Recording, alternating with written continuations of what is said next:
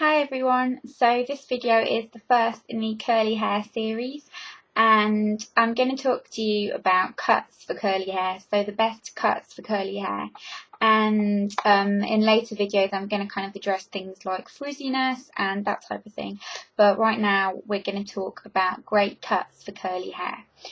So obviously the cut of your hair really depends on the length of your hair, the thickness of your hair, the type of curls that you have, and also the amount of effort that you're willing to put in with your hair.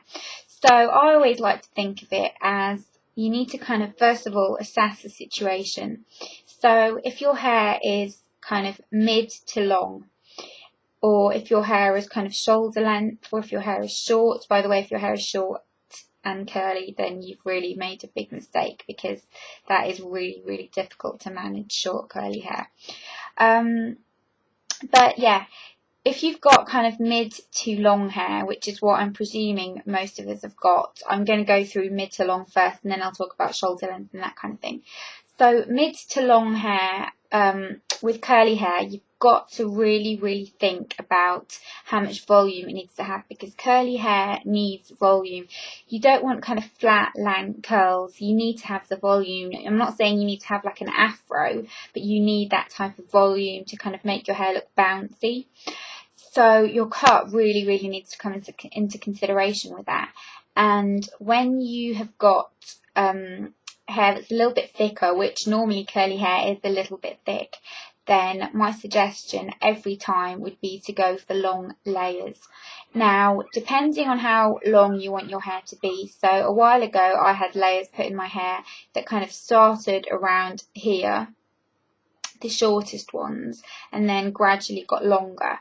Now I'm trying to grow my shorter layers out and kind of get it into a more uniform look, but as you can see, like, these parts are that long, and then I've got these parts right here that are kind of shoulder length, and then these parts which are kind of boob length, and then these parts which are waist length.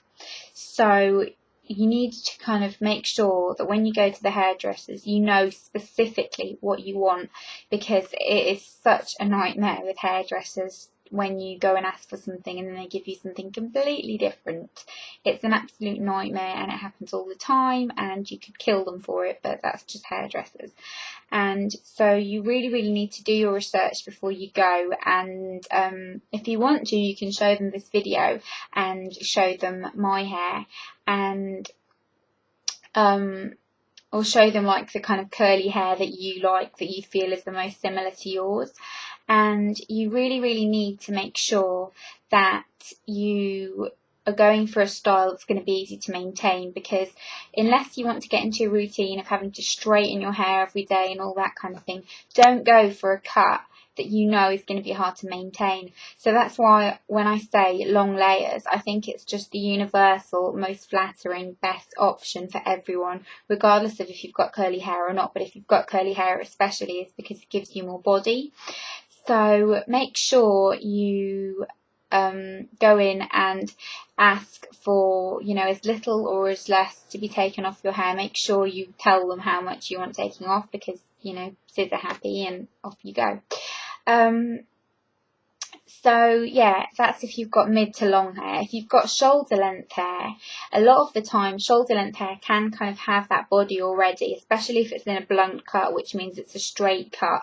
Then it can kind of have the volume, but it has a kind of triangular shape.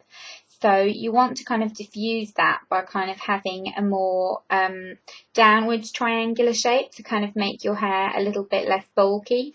So if you have kind of shorter layers around your face, and I'm always a fan of shorter layers around your face because I think it just really frames your face.